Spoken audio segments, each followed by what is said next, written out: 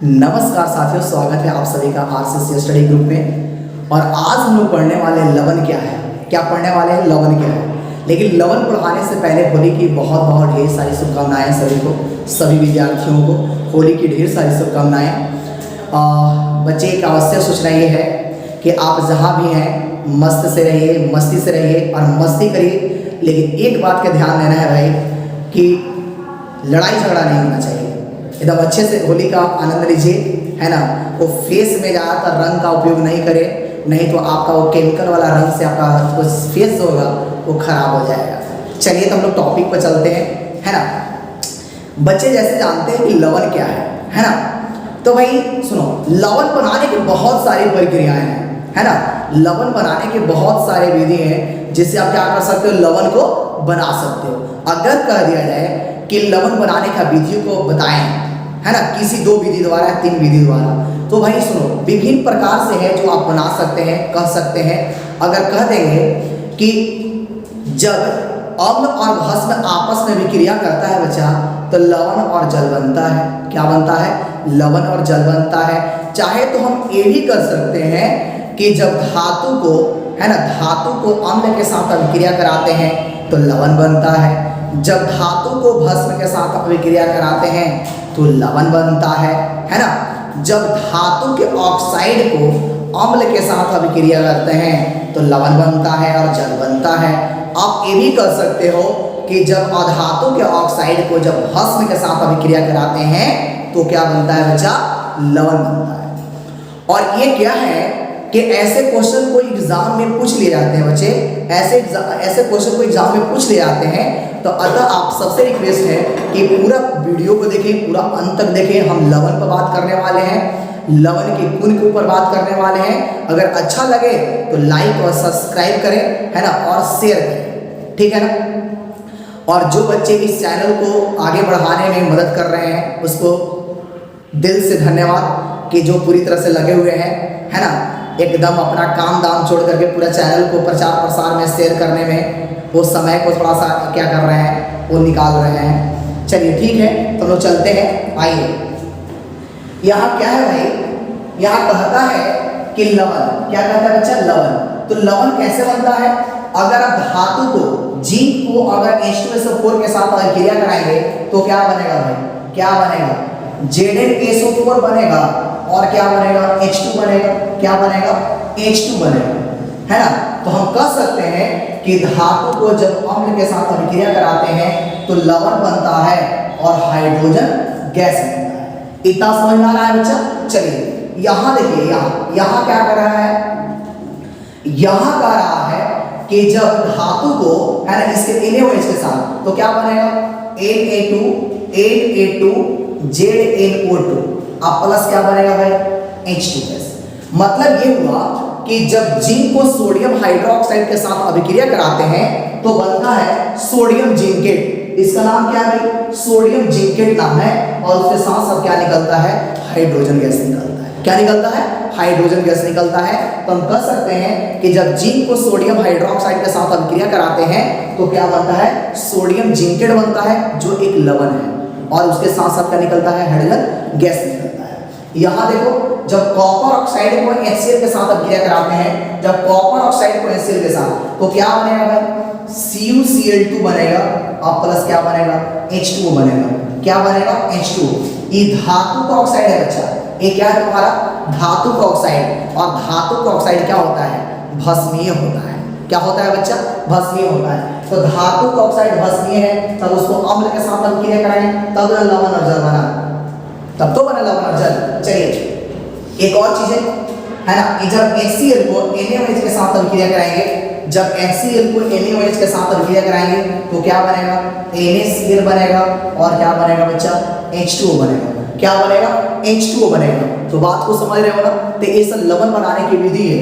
यहाँ देख सकते हो, कार्बन डाइऑक्साइड को जब कैल्शियम हाइड्रोक्साइड के साथ अभिक्रिया कराएंगे तो क्या बनेगा? CaCO3 बनेगा और क्या बनेगा बच्चा? H2O बनेगा। क्या बनेगा? H2O। तो आप इस तमाम सारी चीजें हैं जो आप समझ सकते हैं। ये लवण बनाने की विधि है कि जब धातु को जल के साथ, धातु को अम्ल के साथ अभिक्रिया कराते हैं तो लवण और जल बनता है। धातु को जब सोडियम हाइड्रोक्साइड के साथ यानी भस्म के साथ अभिक्रिया कराते हैं तो लवण और जल बनता है। जब धातु को ऑक्साइड को अम्ल के साथ अभिक्रिया कराते हैं तो लवण और जल बनता है ना। जब अम्ल और भस्म को आपस में अभिक्रिया कराते हैं तो लवण और जल बनता है।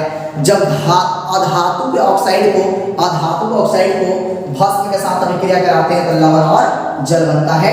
तो सारे के सारे जितने 1 2 3 4 5 पॉइंट देख रहे हो ना, ये पांचों का पांचों पॉइंट लवण बनाने की एक विधि है। क्या है बच्चा? लवण बनाने की विधि है। बिल्कुल प्यार से देखते चलो, आसानी से पता चलेगा। याद करने का प्रयास करो यार, याद करो। याद करेगा तभी कुछ होगा। अगर एग्जाम में अच्छा नंबर लाना है तो आपको याद करना ही पड़ेगा, ठीक है ना। इसको याद करिए। चलिए, ये क्या कहता है भाई? ये बहुत इंपॉर्टेंट क्वेश्चन है। एक बार क्वेश्चन पूछा गया है, दोनों क्वेश्चन है ना। धातु के ऑक्साइड कैसे होते हैं? तो आप अपने माइंड में सेट कर ले बच्चे कि धातु के जो ऑक्साइड होता है वह कैसा होता है बच्चा? क्षारीय होता है। कैसा होता है? क्षारीय। अधातु ऑक्साइड कैसा होता है बच्चा? तो अधातु ऑक्साइड कैसा होता है? अम्लीय होता है। बात को समझ रहे हैं? ये दोनों पॉइंट को एकदम नोट कर लो, एकदम दिमाग में नोट कर लो कि जो धातु का ऑक्साइड होता है क्षारीय होता है और अधातु के जो ऑक्साइड होता है बच्चा वह अम्लीय होता है। बात समझ रहे हो ना? चलिए एकदम यहाँ फोकस करिए, सारी चीजें यहाँ देखिए क्या बोल रहे हैं। देखिए और देखिए H2O है, NO है और CO है, N2O है ना, आदि। ये सब कैसे हैं? उदासीन होते हैं। अगर थोड़ा ध्यान से देखो तो ये सारा का सारा अधातु के ऑक्साइड है। ये सारा का सारा अधातु के ऑक्साइड है। लेकिन हम यहाँ पर क्या बताएं? अधातु ऑक्साइड क्या होता है? अम्लीय होता है। लेकिन ये सब चीजें एक्सेप्शनल है। कैसे भाई? ये H2O, NO, CO, N2O आदि ये सब सारे के सारे क्या है? उदासीन होता है। क्या होता है बच्चा? उदासीन। इसको छोड़ करके अन्य सभी क्या होंगे? अम्लीय होंगे। क्या होंगे भाई? अन्य सभी अधातु ऑक्साइड क्या होंगे? अम्लीय होंगे। लेकिन H2O, NO, CO, N2O आदि क्या होंगे? उदासीन होंगे। क्या होंगे? उदासीन होंगे। बात को समझ रहे हो है ना? समझ में आ रहा है? अगर समझ में आ रहा है भाई तो लाइक का बटन दबाते जाइए। चलिए आगे चलते हैं। आगे क्या कहता है? HCl, H2SO4, HNO3 ये सब कैसा अम्ल है बच्चा? ये सारा का सारा तुम्हारा एक प्रबल अम्ल है जिसको बोलते हैं स्ट्रॉन्ग एसिड है। क्या है बच्चा? स्ट्रॉन्ग एसिड है। यहाँ देखो KOH, NaOH है और बहुत सारी चीजें जो एग्जांपल है जो आगे बताएंगे है ना। ये कैसा है? दुर्बल भस्म है। कैसा भस्म है? ये दुर्बल भस्म है। कैसा भस्म है? दुर्बल, वीक एसिड है, वीक बेस है। कैसा है? वीक बेस है। सॉरी, ये तुम्हारा क्या है? ये तुम्हारा दुर्बल नहीं भाई, ये तुम्हारा क्या हो जाएगा? प्रबल हो जाएगा। प्रबल हो जाएगा। क्या होगा? प्रबल, प्रबल है, प्रबल। देखिए यहाँ पर मिस्टेक किया हमसे कि KOH, NaOH ये कैसा है? क्या है तुम्हारा? KOH है ना, NaOH एक कैसा भस्म है? एक प्रबल भस्म है। कैसा भस्म है? प्रबल भस्म है। यहाँ देखो ये क्या कर रहा है? CH3COOH, H2CO3, H3PO4 एक ऐसा अम्ल है बच्चा। एक ऐसा अम्ल है, ये तुम्हारा ध्रुवल अम्ल है। ये तुम्हारा कैसा अम्ल है? ये तुम्हारा ध्रुवल अम्ल है ना। यहाँ देखो, यहाँ क्या कहता है? COH का होल ट्वाइस है ना, MgOH का होल ट्वाइस है ना। क्या कर रहा है भाई? देखो सही से देखो क्या कर रहा है? COH का होल ट्वाइस, MgOH का होल ट्वाइस। ये कैसा है? ध्रुवल भस्म है। कैसा भस्म है बच्चे? ध्रुवल भस्म है। एकदम माइंड में सेट करो। KOH, NaOH प्रबल भस्म, HCl, H2SO4, HNO3 प्रबल अम्ल है ना। CH3COOH, H2CO3, H3PO4 ये सब दुर्बल अम्ल। COH का होल ट्वाइस, MgOH का होल ट्वाइस ये सब दुर्बल भस्म। ये सब चीजों को याद रखिए क्योंकि ये सब चीजें याद रखने वाली चीजें हैं। यहाँ देखो बहुत ही शानदार, आपको समझ में आ रहा होगा। ये क्या कहता है बच्चा कि लवण के गुण क्या है? लवण के भाई गुण क्या है? तो आपको मन में लग रहा होगा कि क्या लवण भी अम्लीय, क्षारीय और उदासीन होते हैं? तो जी बच्चा होता है। अम्लीय भी होता है लवण, क्षारीय भी होता है और उदासीन भी होता है। अपने माइंड में कैप्चर करो। अगर कोई अम्ल है ना, अगर कोई लवण, सॉरी, अगर कोई क्या है? लवण प्रबल अम्ल और प्रबल भस्म से बनता है तो वह क्या होता है? उदासीन लवण होता है। क्या होता है बच्चा? उदासीन लवण होता है। अब अगर कोई लवण प्रबल अम्ल और दुर्बल भस्म से बनता है तो वह कैसा लवण होता है? अम्लीय लवण होता है ना। अब अगर कोई लवण दुर्बल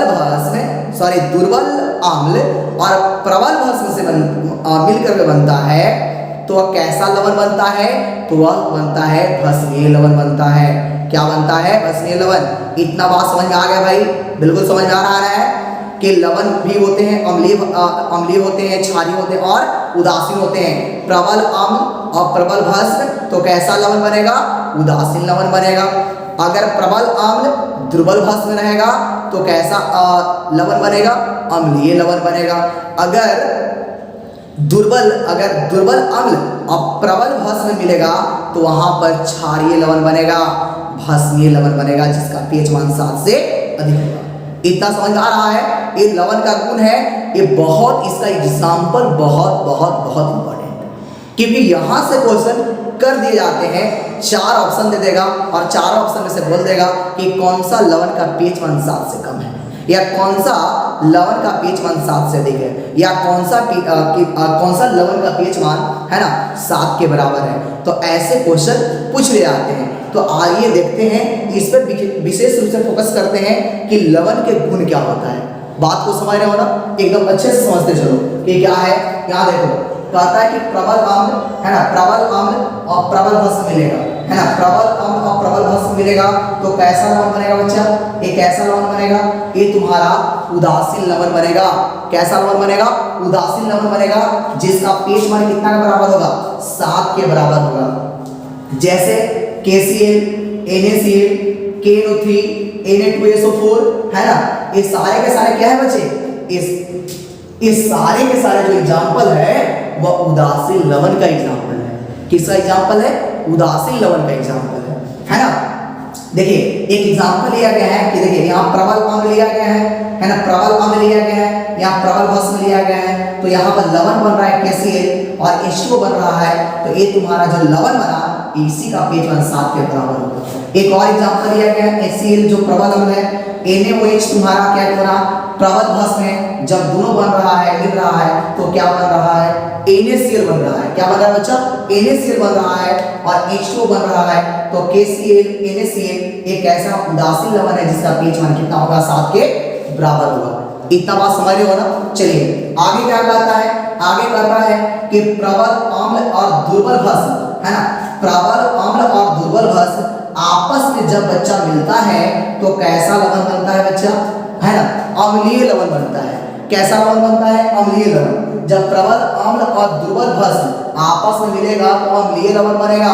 जैसे आप यहाँ देख सकते हैं कि NH4Cl, ApCl3, CuSO4 है ना, NCl3 आदि है ना, ये सब कैसा लवण है?